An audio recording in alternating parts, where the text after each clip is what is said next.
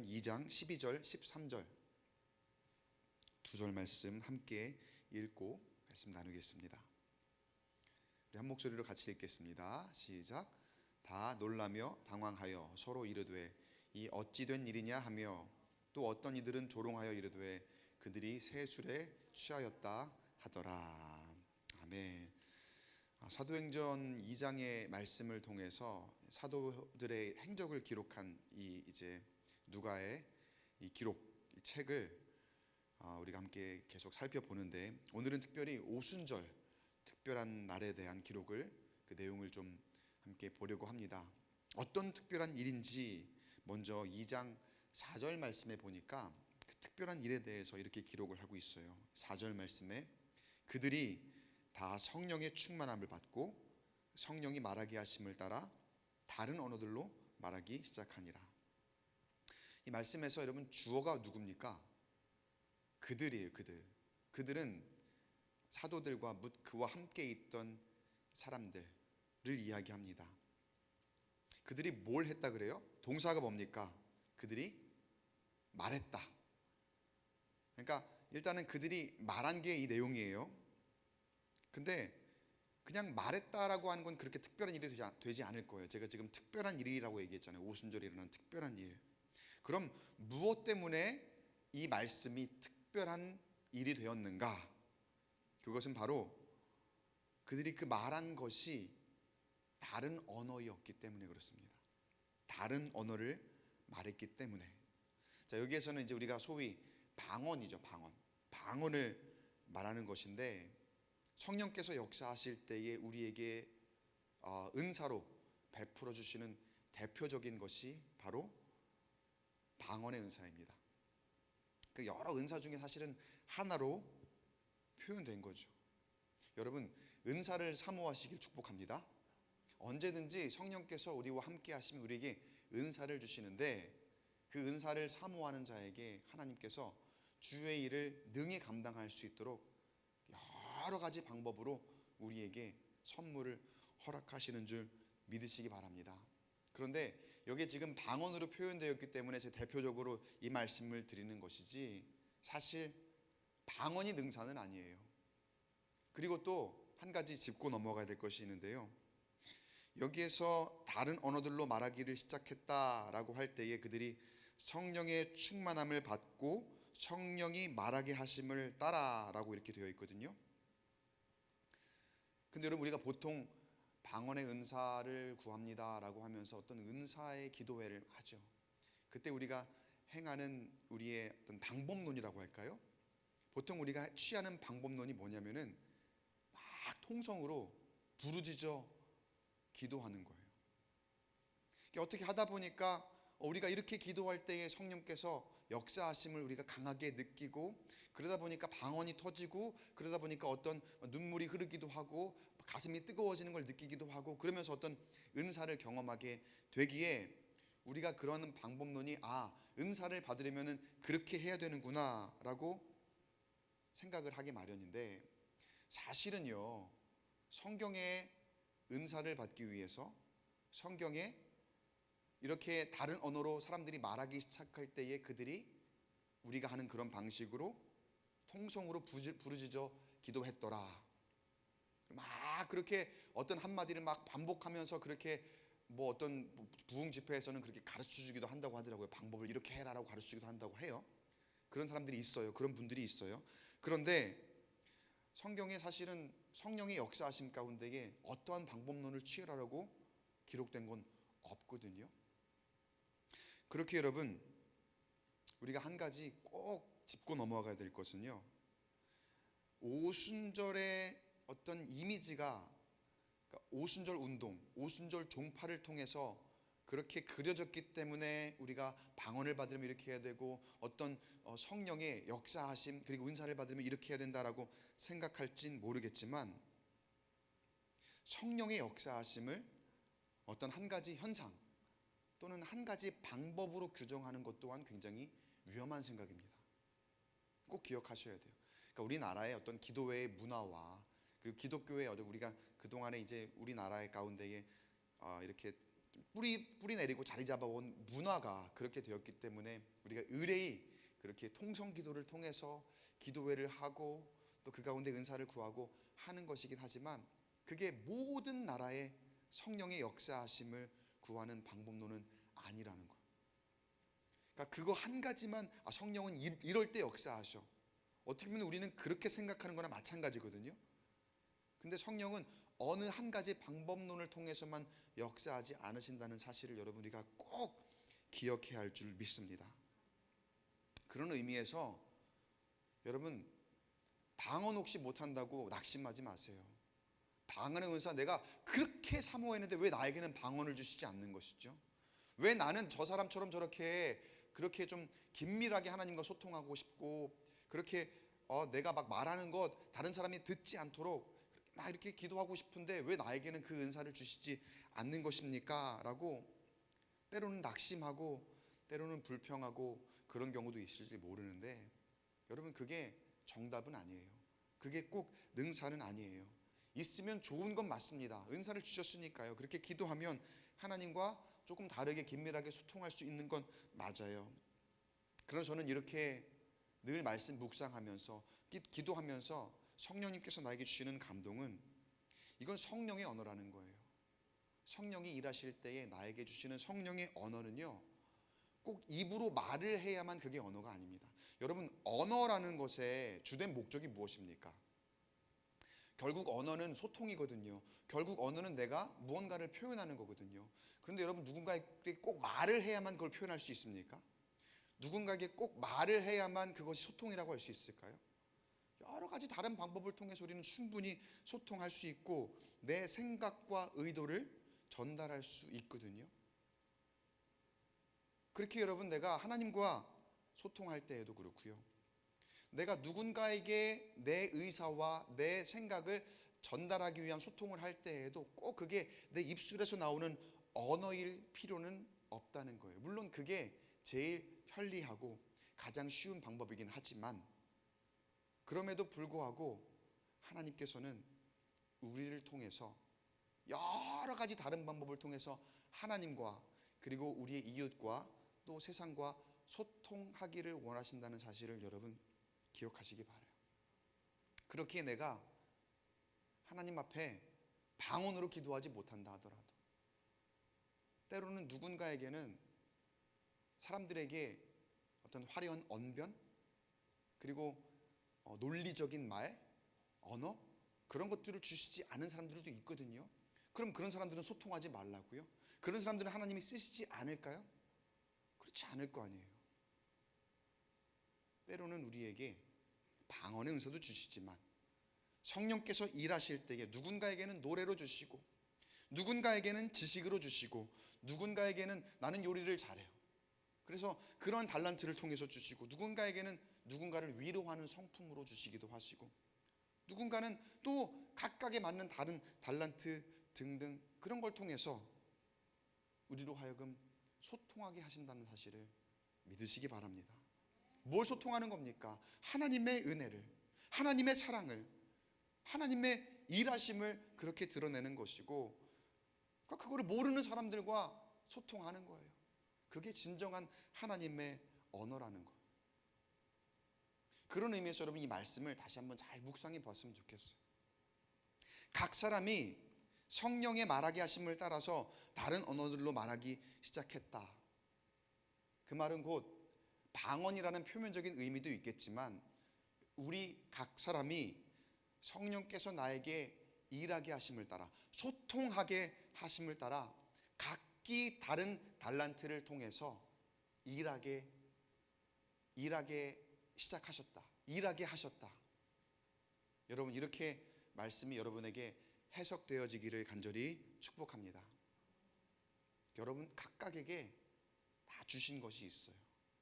소통하도록 하나님과 소통하고 또 이웃과 우리 교우들과 또 세상과 소통할 수 있도록 그 주신 것 이미 있으시다면 잘 선용하시고 또 여전히 내가 잘 모르겠다면 갈급하게 구하시며 하나님 주시는 은총으로 귀하게 쓰임받는 저와 여러분 되시기를 주의 이름으로 간절히 축원합니다. 성령의 충만함이 일어났을 때에 이런 현상들이 나타났다, 이렇게 기록을 하고 있죠. 자, 그런데 그럼 이런 성령의 충만함은 언제 일어났는가? 이 말씀을 또 한번 짚고 넘어가야 돼요. 이런 성령의 충만함이 언제 일어났는가? 4절을 읽었는데 그 전에 1절을 한번 읽어볼게요. 1절 같이 한번 읽어보겠습니다. 시작. 오순절 날이 이미 이름에 그들이 다 같이 한 곳에 모였더니. 한 곳에 모였을 때, 여러분, 모임입니다. 모임. 성령의 충만함은 언제 일어나느냐? 모일 때. 여러분, 우리 모일 때 주 성령 임하리. 우리 모일 때, 우리 모일 때 성령이 임하시고, 우리 모일 때 주님이 크신 일을 행하시고, 우리 모일 때에 그 안에서 우리를 통하여 하나님의 놀라운 사명을 감당하도록 권세를 부어주심을 믿으시기 바랍니다. 그래서 여러분, 놀라운 역사는요, 여기 모임에서부터 시작되는 거예요. 그리고 그 모임은 다름 아닌 교회입니다. 우리 광교 꿈의 교회의 본질, 바로 모임이에요. 바라기는 2023년도 우리 광교 꿈의 교회 성령의 그 충만함이 일어나는 모임이 이루어지는 교회가 되기를 간절히 축복합니다. 이 수요 예배, 성령이 역동적으로 역사하시는 진정한 모임이 되기를 주의 이름으로 간절히 축복합니다. 교회 모여야 돼요. 제가 이제 2년 남짓 이제 교회에 온지, 부임한지 그렇게 됐는데, 교회가 비어 있는 걸 굉장히 많이 본 것 같아요. 참 안타까워요. 아니, 물론 모이죠, 모이는데 때가 때이니만큼 저 코로나 때 왔잖아요. 그러니까 교회가 비어 있을 때 굉장히 많이 봤어요. 그리고 교회가 비어 있을 때, 여러분이 여기 안 계실 때에 얼마나 사건 사고들이 있었는지. 그러니까 예를 들면 시설 문제 같은 거예요. 일종의 트라우마가 있어요. 제가 한 번은 주일 일부 예배 아무도 없는 데에서 방송으로 이제 설교를 하는데, 저기 사무실에 있잖아요. 제가 이전에 한번 말씀드렸을 거예요. 그러니까 하도 추운 날씨가 계속된 데다가 그때는 그런 걸 잘 몰랐어요. 늘 난방을 좀 틀어놓으며 여기에 온기를 유지하고 또 물도 좀 틀어놓고 해갖고 그 배관을 얼지 않도록 했어야 되는데, 하루는 스프링클러가 터진 거예요.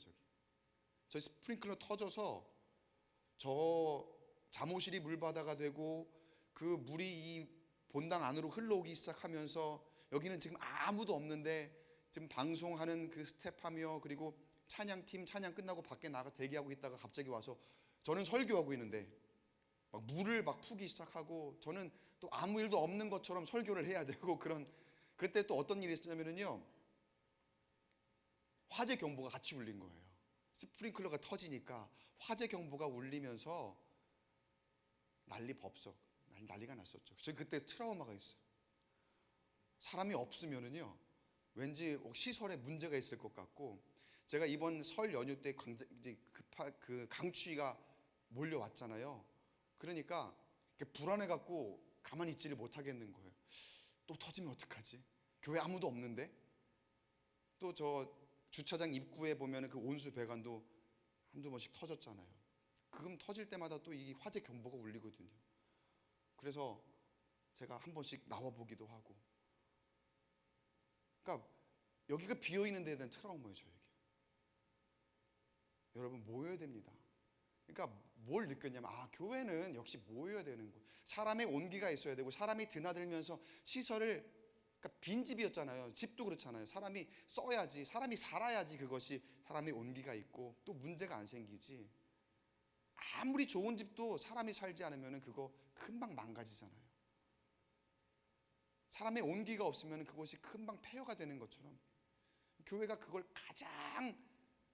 가장 극단적으로 느끼는 그런 시설인 것 같아요. 그런 공간인 것 같아요. 하나님이 모이게 하셨거든요, 교회는. 그리고 하나님이 모일 때에 성령이 그 가운데 역사하도록 그렇게 지으셨고 그렇게 만드셨거든요. 여러분, 모이셔요. 모임 만드셔요. 그래서 수요 예배도 그렇고요. 그리고 금요일 뭐 성령 집회도 있고 하지만 그 밖에 교회에서 모이세요. 교회에서 좀 밖에서 모이지 마시고 교회 와서 모이시고 교회 여러분의 그런 온기를 좀 이렇게 같이 느낄 수 있도록 교회에서 기도회도 하시고, 또 모일 때 성령이 우리에게 뜨거운 불로 역사하시는 그런 온기도 함께 우리가 누리시고, 그렇게 모일 때에 성령의 충만함을 입고 담대하게 성령의 인도하심을 따라서 말할 수 있게 되기를. 그러니까 제가 말한다는 건 성경에서는 방언으로 표현된 것이지만 여러분의 은사, 여러분이 가지고 있는 달란트대로 표현하면서 소통하면서 주님 맡겨주신 사명을 능히 잘 감당할 수 있는 저와 여러분 되시기를, 그런 광교 꿈의 교회 되기를 간절히 축원합니다. 자, 그렇게 이제 방언으로 말하는 것을 사람들이 다 듣게 되는 거예요. 그때 그 현상을 보고서 사람들의 반응을 이 사도행전 말씀에 표현을 합니다. 사도행전 2장 5절 6절 말씀에 그때의 경건한 유대인들이 천하 각국으로부터 와서 예루살렘에 머물러 있더니 이 소리가 나매 큰 무리가 모여 각각 자기의 방언으로 제자들이 말하는 것을 듣고 소동하였다.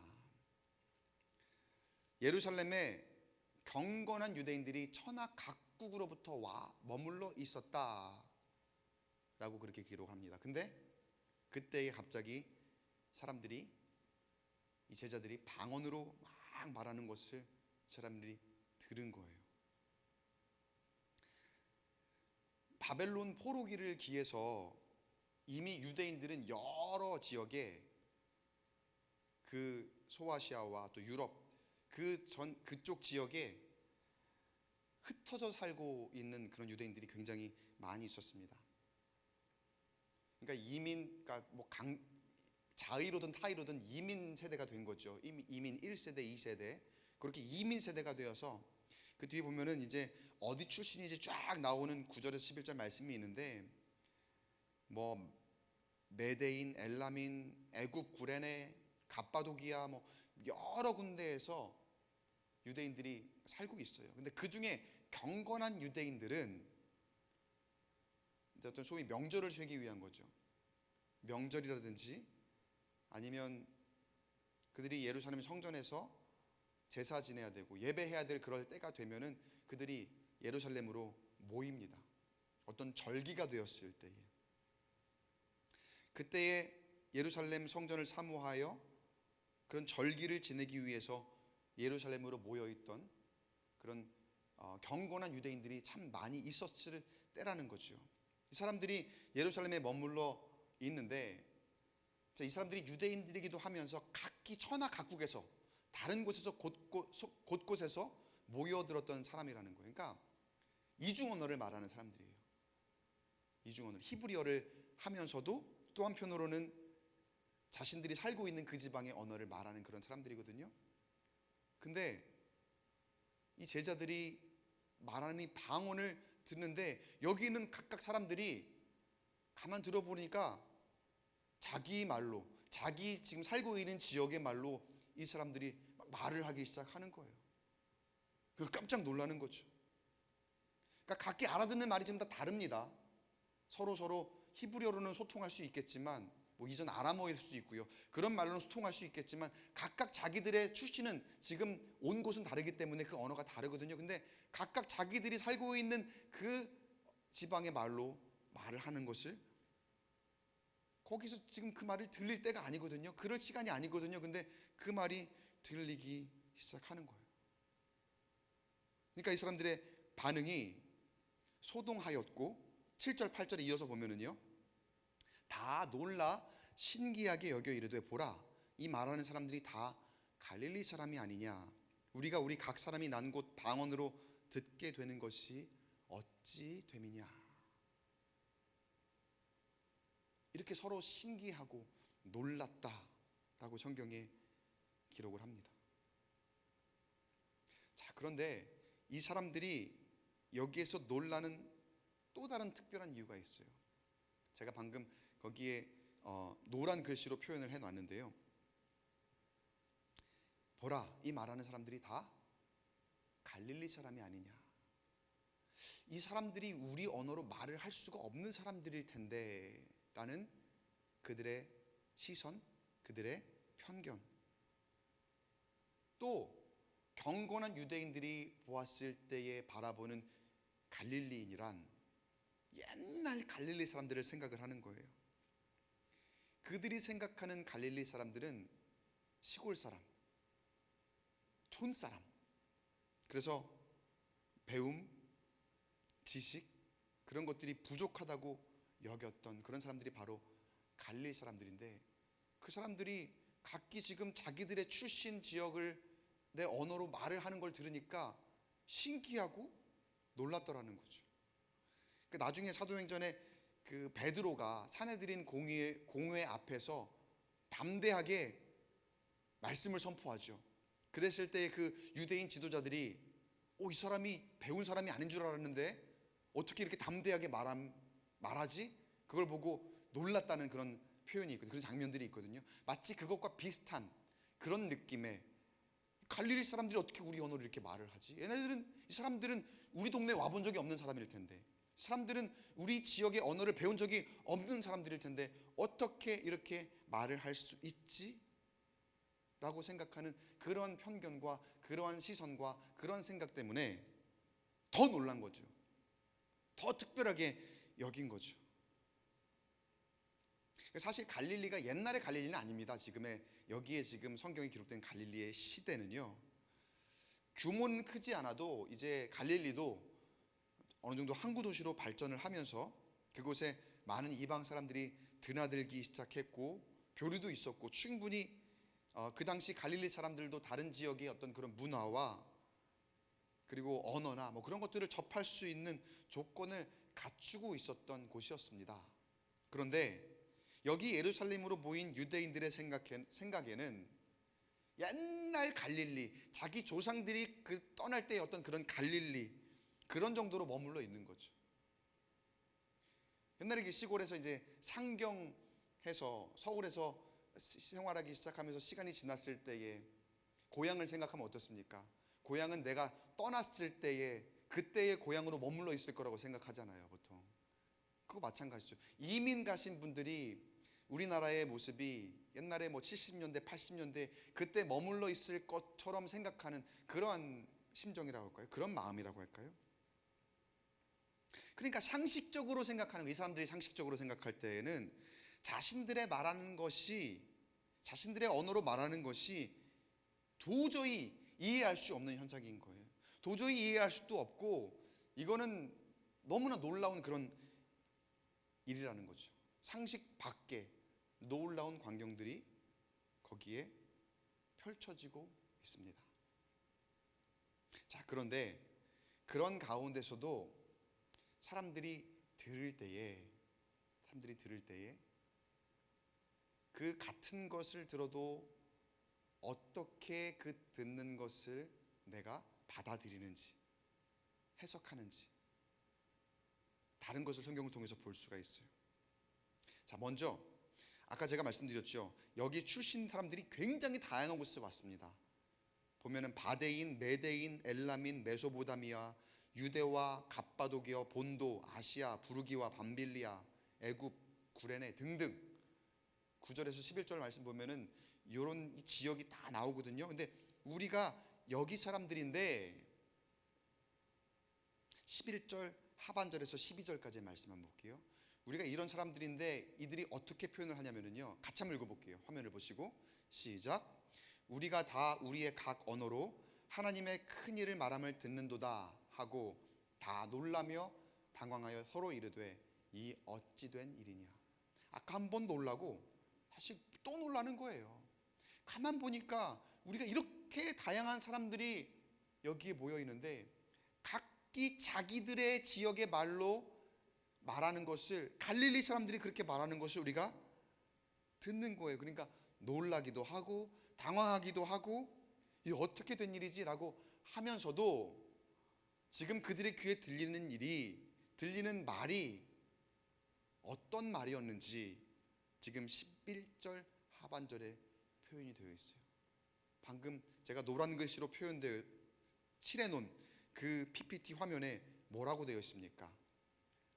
우리가 다 우리의 각 언어로 뭘 들어요?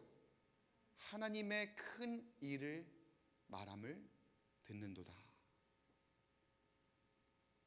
여러분, 진정한 성령의 언어는요, 그 표현이 어떻게 되든지 간에 하나님의 큰 일을 드러내는 것임을 믿으시기 바랍니다.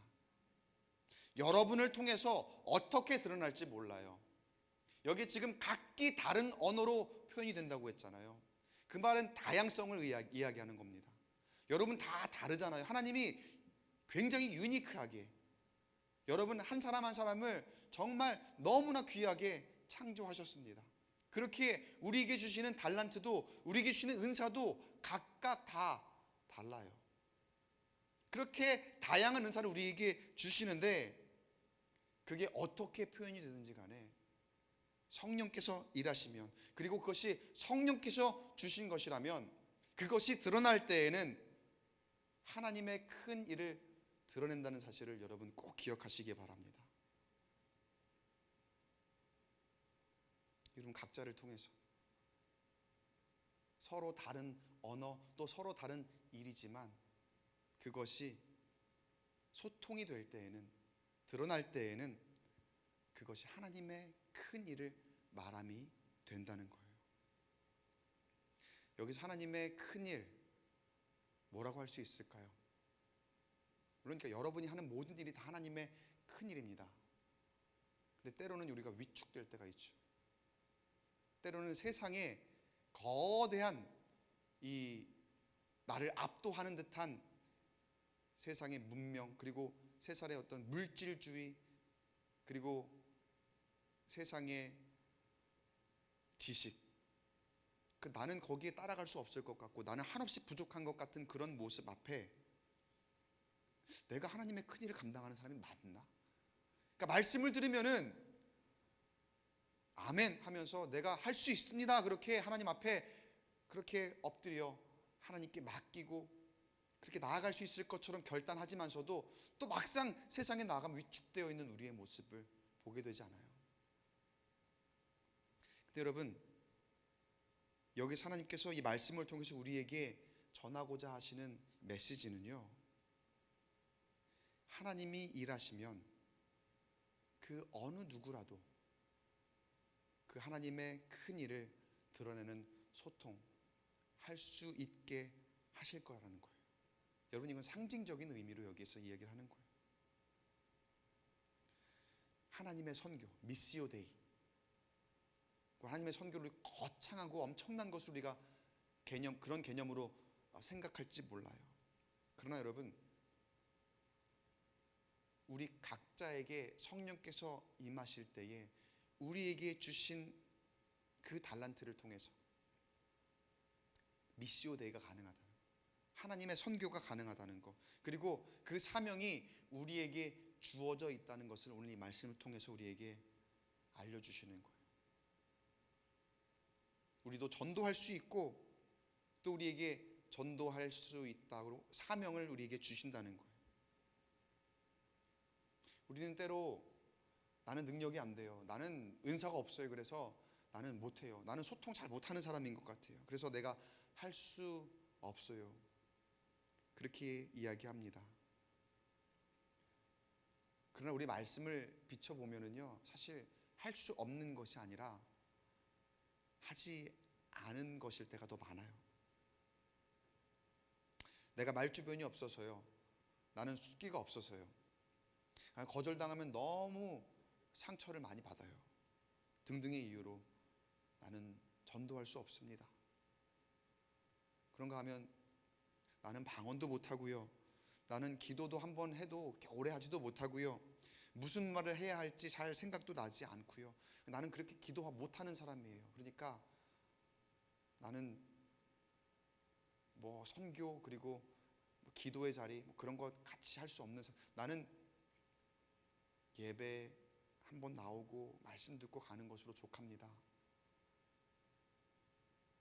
그런 하나님의 선교의 사명 가운데에 소극적인 우리의 모습은 아니었습니까? 그러나 분명히 오늘 말씀을 통해서 다시 한번 우리에게 일러주십니다. 하나님께서는 우리에게 하나님의 큰 일을 나타내게 하셨습니다. 그 우리는 다른 사람이 아닌 저와 여러분입니다. 누가 뭐라고 해도, 누군가는 저 사람 갈릴리 사람인데 어떻게 저렇게 말도 안 돼 라고 손가락질하기도 하고, 어떤 편견과 선입견의 시선으로 우리를 바라볼 수 있겠지만, 그래서 저 사람이 하나님의 일을 해? 저 사람이 저런 일을 감당해? 저 사람이 저런 말을 해? 말도 안 돼, 이렇게 생각할지 모르지만, 여러분, 하나님이 일하시면, 성령께서 우리 가운데 역사하시면 저와 여러분을 통해 하나님의 그 큰 일, 미시오 데이 이루실 줄 믿습니다. 그렇게 담대하시기 바랍니다. 또 때로는 인내하시기 바랍니다. 하나님께서 반드시 여러분을 붙들어 이끄실 것입니다. 또 이루실 것입니다. 그렇게 우리를 통해서 말하게 하실 거예요. 상징적인 의미라 그랬죠. 말하게 한다는 거 꼭 방언을 말한다는 것이 아니라, 또 어떤 말을 한다는 것이 아니라, 말하게 한다는 것은 나를 통해서 일하게 하실 것이라는 것, 내가 가진 그것을 통해서.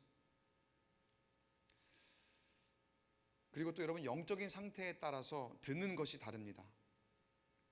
자, 그 경건한 유대인들 중에서 어떤 사람들은 이런 놀라운 상황, 그리고 자신의 상식에 맞지 않는 현상이 일어남에도 불구하고 그 듣는 것을 통해서 하나님의 큰 일을 행하시는 것을 알게 되었죠.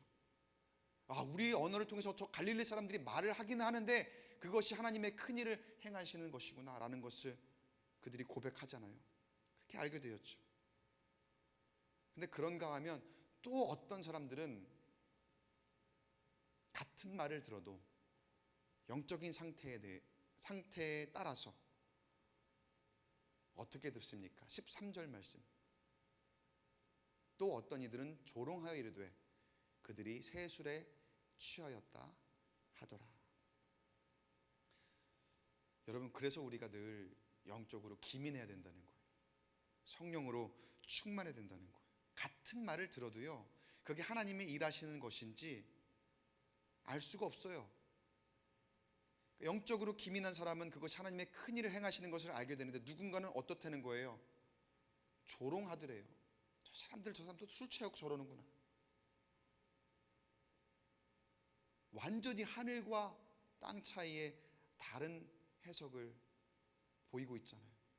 같은 현상을 보았고 같은 말을 들었는데,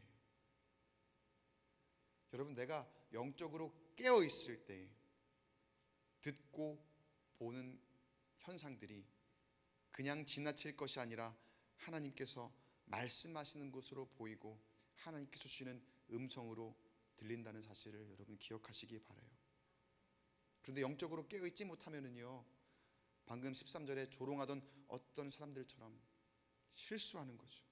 내가 제대로 못 듣고 있으면서 말하는 것이 잘못되었다고 그렇게 지적하는 거. 내가 잘 못 듣고 있으면서, 내가 제대로 해석하지 못하고 있으면서 말하는 사람을 비판하는, 내 영적인 상태를 제대로 분별하지 못하고. 사무엘상 2장 말씀에 보면은 엘리 제사장이 나오죠. 그때 엘리 제사장이 한나의 기도를 쫙 가만 보고 있을 때, 한나가 아들이 없으니까 아들을 갖게 해주시면, 그러면서 하나님께 갈급하게 간절히 기도를 하잖아요.